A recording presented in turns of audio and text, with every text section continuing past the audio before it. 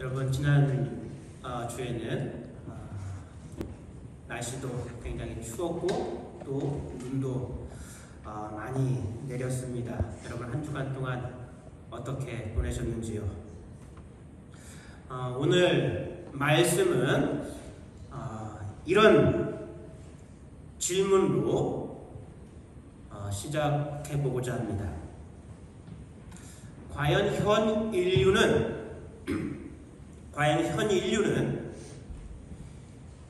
인간 역사의 어디쯤 서 있는 것일까요? 우리는 지금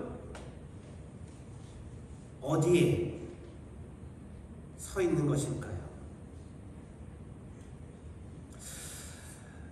비행기를 만들어 이제 우리는 하늘을 날 수도 있습니다.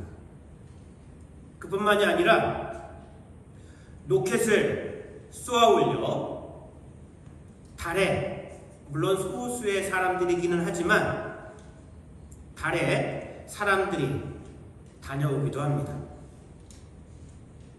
컴퓨터와 인터넷의 발전은 지구 반대편에 있는 사람과 실시간으로, 화상으로 연락을 주고받을 수 있는 시대를 가져왔습니다.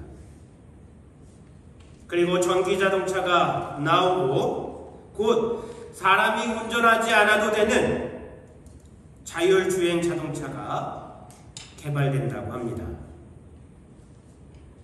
현 인류는 각 분야에서 놀라운 발전과 발견을 이루었습니다. 몇십 년 전만 하더라도 공상과학 만화에서나 볼 수 있었던 일들을 이루었고 경험하고 있습니다. 그래서 우리는 스스로를 인류 역사상 가장 찬란한 문명을 이룩한 세대로 자화자찬하며 자부심을 갖고 있습니다.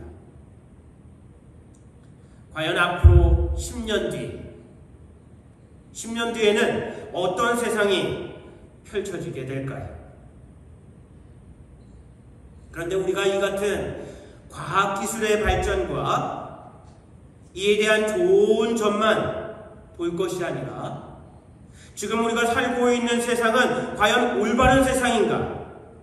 그리고 우리가 나아가고 있는 방향은 올바른 방향인가를 생각해 봐야 합니다. 문명이 발전하고 신기술이 개발되었으면 그것으로 인해 우리의 삶이 전보다 좋아지고 윤택하고 행복해야 합니다. 그런데 실제로 우리의 삶을 들여다보면 그렇지 않은 경우가 너무나 많이 있습니다. 사람들은 예전보다 더 시간에 쫓기며 여유를 잃어가고 풍족함과 행복보다는 자신의 채워지지 않는 욕망 때문에 그리고 사회의 불평등으로 불행하다고 생각하고 결핍을 느끼는 이들이 오히려 더 많이 있습니다. 이뿐만이 아닙니다. 우리 모두 지금 스마트폰 가지고 계시죠? 한 사람이 하나의 스마트폰을 가지고 생활합니다. 스마트폰이 많은 편리함과 우리에게 즐거움을 주기도 하지만 여러분 어떻습니까? 우리의 기억력이 예전 사람보다 많이 줄어들고 감퇴되었습니다. 그뿐만 아니라 많은 부작용들을 우리 삶에 낳고 있습니다. 그리고 그 어느 때보다 환경 파괴로 인해 위기감이 고조되고 있습니다. 그렇다면 우리는 과연 올바른 방향으로 나아가고 있다고 말할 수 있을까요? 요즘 환경오염으로 인해 많은 일들이 벌어지고 있습니다. 어디에서는 갑자기 폭우가 쏟아지기도 하고 또 다른 지역에서는 너무 가물어서 농작물이 타들어가고 심지어 큰 산불이 발생하기도 합니다.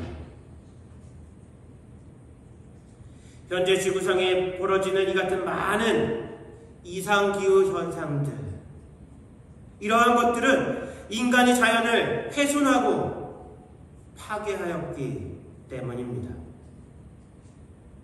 그리고 이제야 발등에 불이 떨어진 사람들은 환경오염을 줄이려고 노력합니다.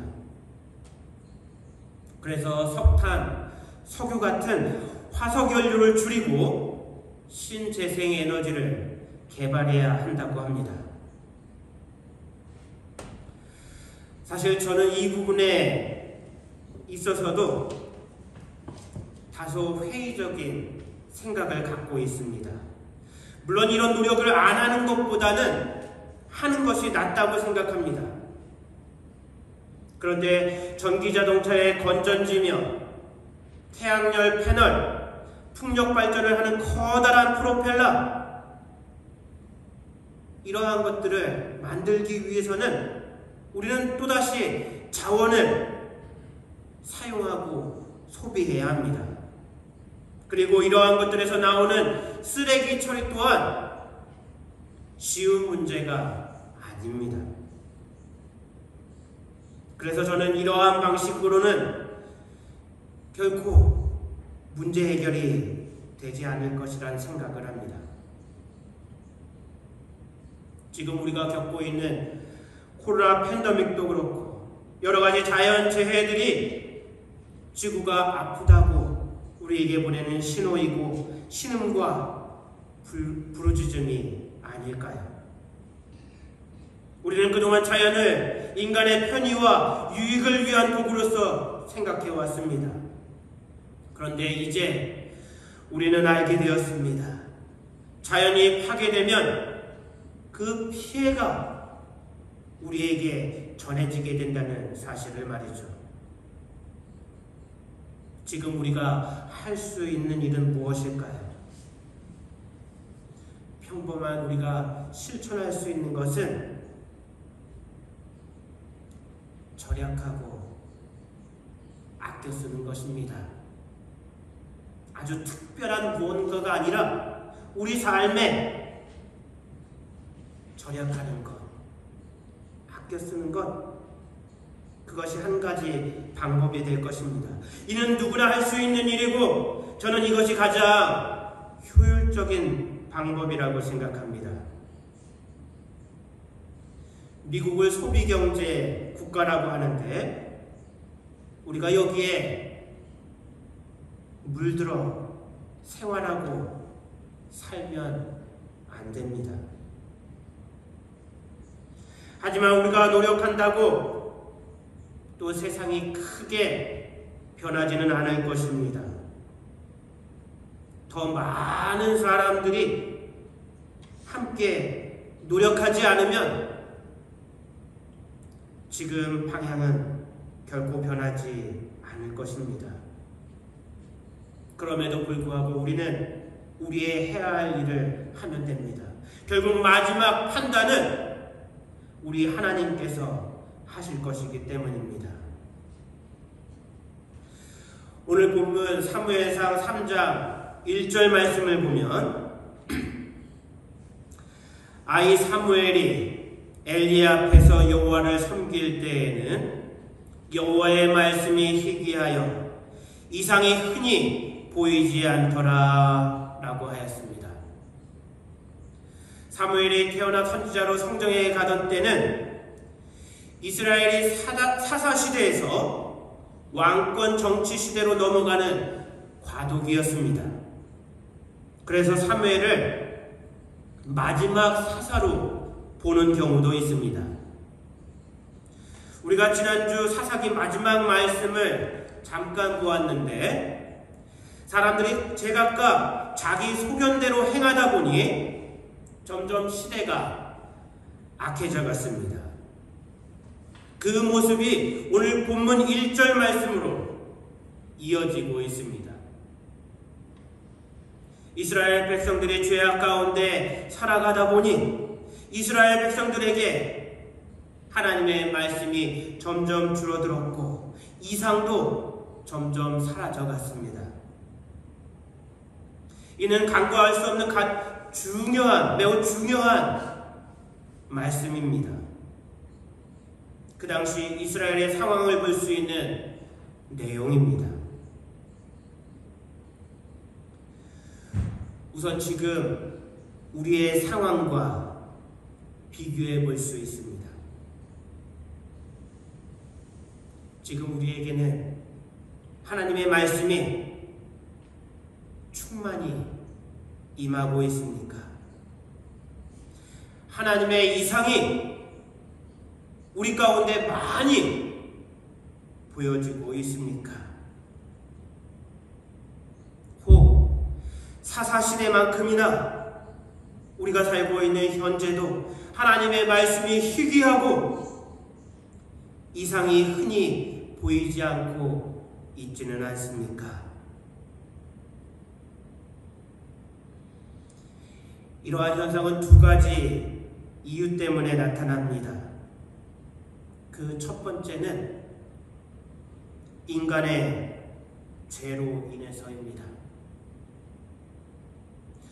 사울왕이 하나님의 뜻에 불순종하는 죄를 범하자 여호와의 신이 그에서 떠나시고 이후부터 그에게 악신이 임하게 됩니다.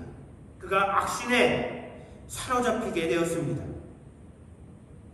사무엘상 15장을 보면 이스라엘이 아말렉과의 전쟁에서 승리하게 됩니다. 그런데 이때 하나님께서 선지자를 통해서 아말렉 모든 것들을 남겨두지 말고 진멸하라고 명하셨습니다. 그런데 사울이 하나님의 이 말씀에 불순종하게 됩니다. 이때 사무엘이 그 유명한 말씀을 남기게 됩니다. 여호와께서 번제와 다른 제물을 그 목소리 순종하는 것을 좋아하심같이 좋아하시겠나이까? 순종이 제사보다 낫고 듣는 것이 수양의 기름보다 나으니 라고 하였습니다. 하나님의 뜻에 불순종하는 죄를 범한 사울에게서 하나님의 영이 떠나셨습니다. 하나님은 죄를 기뻐하지 않으십니다. 죄와는 결단코 함께하지 않으시는 분이 바로 우리 하나님이십니다.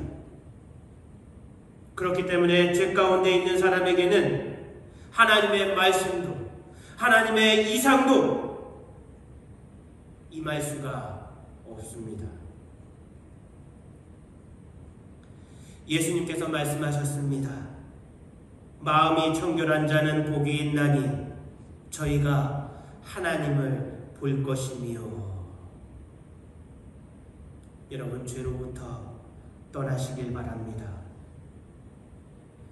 여러분, 마음을 청결히 유지하시고 선으로 악을 이겨나가시길 바랍니다. 그러면 선하신 하나님께서 함께 하시며 우리에게 필요한 말씀, 이상을 보여주실 줄 믿습니다. 다음, 우리 하나님께서는 그의 백성들을 시험하시고자 침묵하실 때가 있습니다.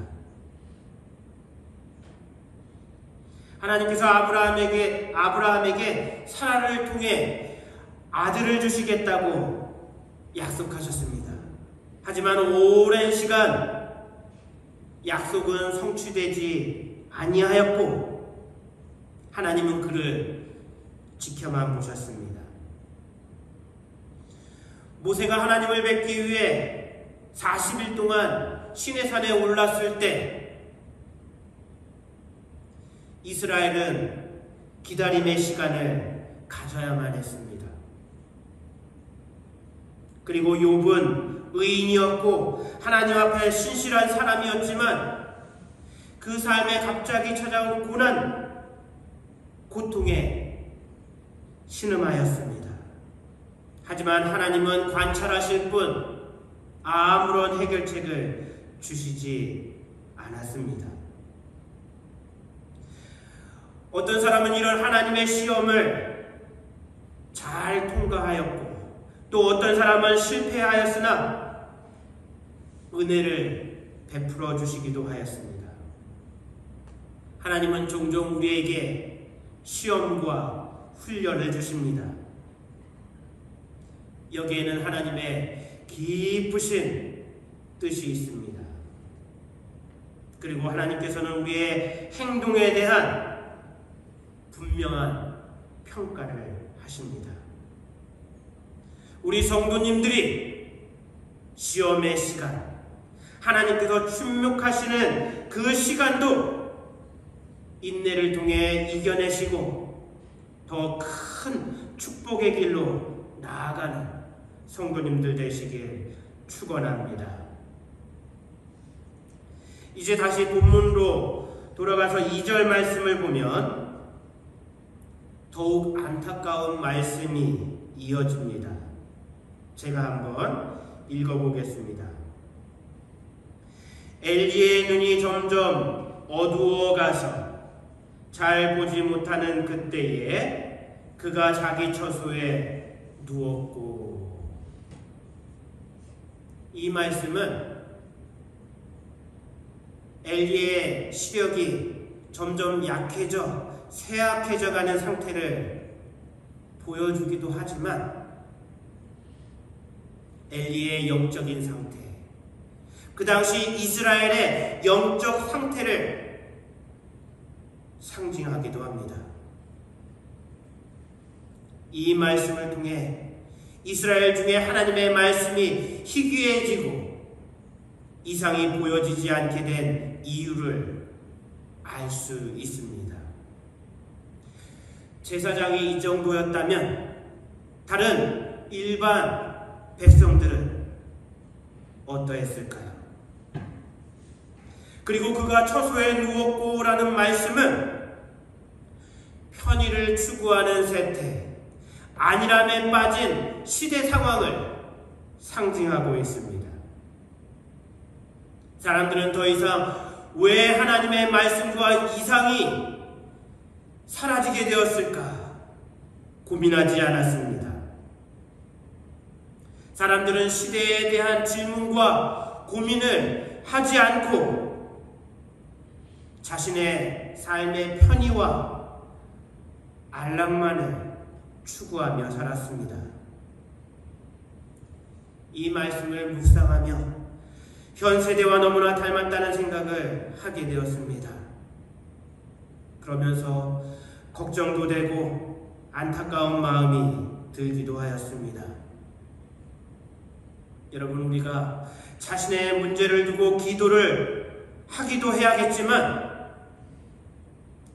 또한 이 세대를 위한, 이 시대를 위한 기도도 우리가 해야 되겠습니다. 이런 면에서 성도들에게 뉴스는 단지 새로운 소식이 아니라 기도의 제목이 되어야 합니다. 여전히 코로나 팬데믹 상황이 이어지고 있습니다. 우크라이나는 전쟁의 위기 가운데 있습니다. 먹을 양식이 없어 신음하는 많은 사람들이 세상에 여전히 존재합니다. 갑작스러운 사고와 재난으로 고통 겪는 이들도 있습니다. 우리의 고국 대한민국은 새로운 대통령을 뽑는 선거를 앞두고 있습니다. 그리고 여러 가지 어려움에 직면한 많은 교회들이 있습니다. 이러한 것들이 우리의 기도 제목이 되어야 합니다. 우리 성도님들의 영적인 시력이 회복되고 강하여지길 원합니다. 하나님의 뜻을 바르게 읽고 시대를 바르게 읽어서 이 시대의 등불이 되는 우리 교회와 우리 성도님들 되시길 축원합니다. 이제 3절 말씀을 보면 앞과는 다른 소망의 말씀이 이어집니다. 우리 이 말씀을 함께 소리를 합해서 읽어보도록 하겠습니다. 우리 3절 말씀을 다 함께 읽도록 하겠습니다. 시작. 하나님의 등불은 아직 꺼지지 아니하였으며 사무엘은 하나님의 궤에 있는 여호와의 전 안에 누웠더니. 이 말씀은 2절과 대조가 되는 말씀입니다. 하나님의 전에 등불은 계속 타올랐습니다. 그리고 불편하고 힘들었지만 사무엘은 하나님의 궤가 있는 전에 머물며 그곳에서 잠을 잤습니다. 여러분, 자신의 영적인 눈이 어둡다고 하나님의 등불까지 꺼졌다고 생각해서는 안 됩니다. 하나님의 등불은 영원한 줄 믿습니다. 하나님께서 영원하신 것처럼 그의 소망의 등불 또한 영원합니다. 그 등불을 밝히기 위해 하나님은 그의 백성들을 택하시고 세우시는 분이신 줄 믿습니다.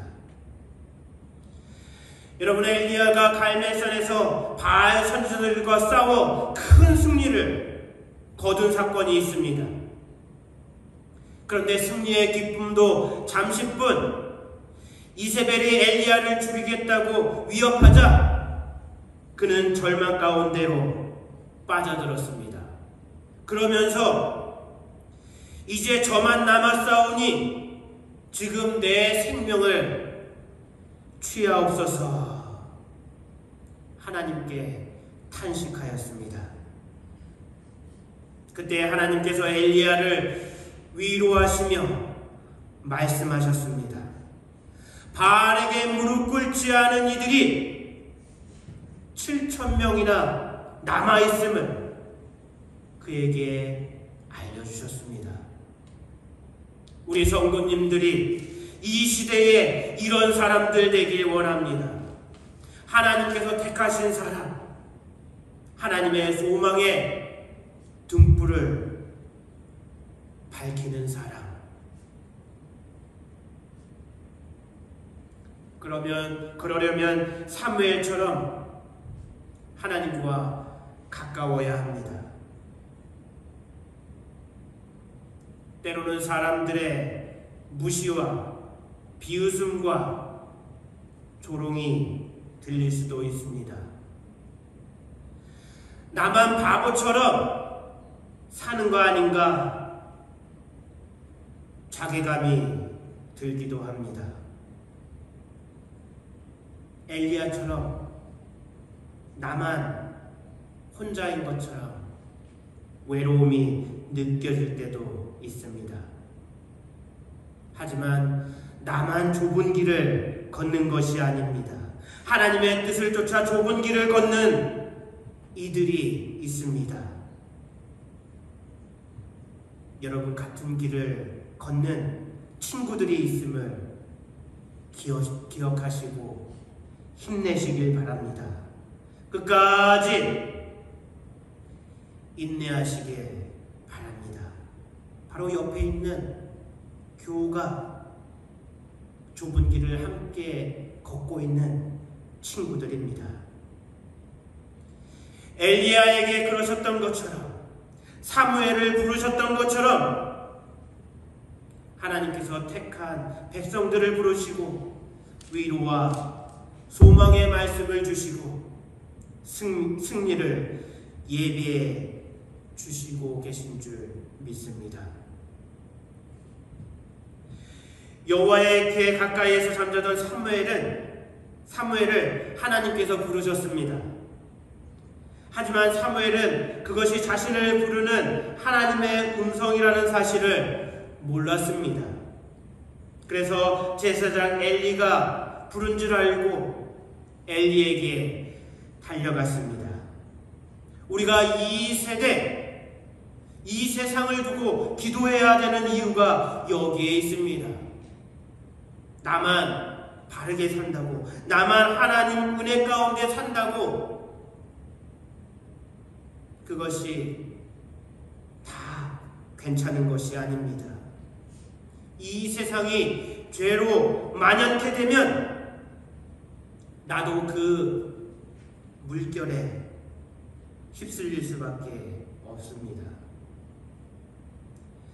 이제 이러한 일이 반복되자 제사장 엘리는 그것이 사무엘을 부르시는 하나님의 음성이라는 사실을 깨닫게 됩니다.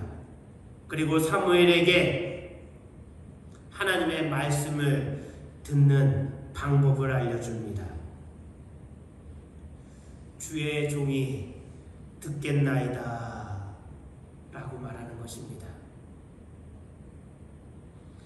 앞에서 저는 지금 이 시대 또한 하나님의 말씀과 이상이 희귀해지고 줄었다고 말씀을 드렸습니다.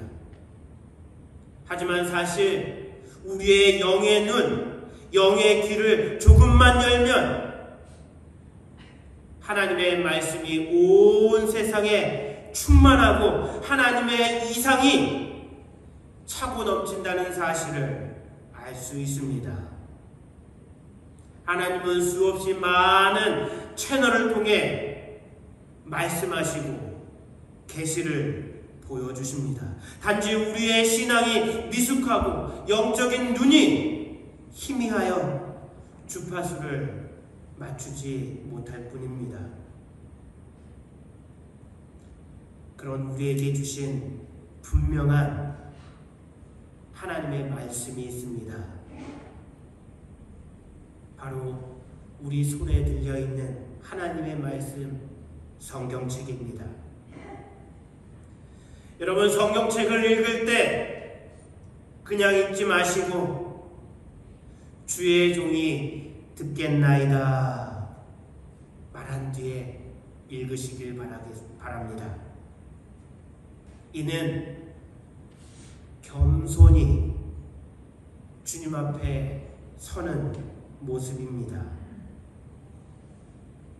나를 내 삶의 주인으로 여기는 것이 아니라 우리 주님을 내 삶의 주인으로 인정하는 자세입니다. 그리고 보통 우리가 기도할 때 나의 마음의 소원을 주님 앞에 아뢰는 경우가 많습니다. 그리고 그것으로 기도가 끝났다고 생각합니다. 사실 기도는 대화입니다. 우리의 이야기도 주님께 들려드려야 되겠지만 또한 주님의 말씀을 청종 기도해야 합니다. 바로 주님 앞에 서서 이 모든 것을 고백하는 말씀, 그것이 바로 주의 종이 듣겠나이다 라고 하는 모습인 줄 믿습니다. 여러분을 부르시는 하나님의 음성을 듣고 또한 여러분에게 주시는 귀한 하나님의 말씀을 깨닫게 될 줄 믿습니다. 이제 말씀을 정리하며 마치도록 하겠습니다.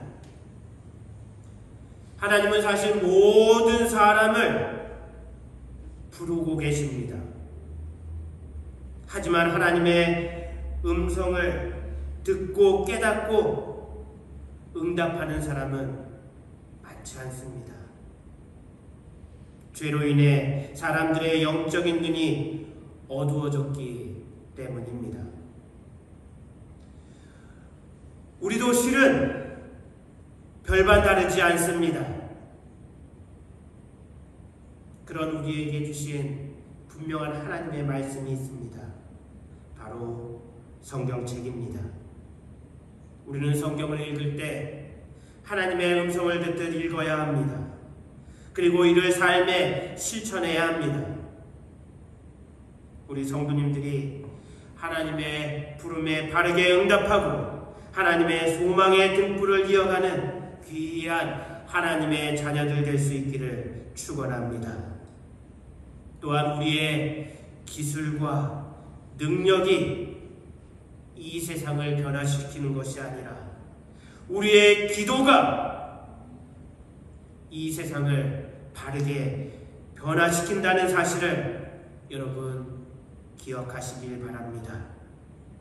그리고 우리 성도님들이 계속해서 이 세상을 위해 기도하는 소망의 등불을 밝혀가는 기도의 영분들 되시길 축원합니다. 우리 다 함께 기도하겠습니다.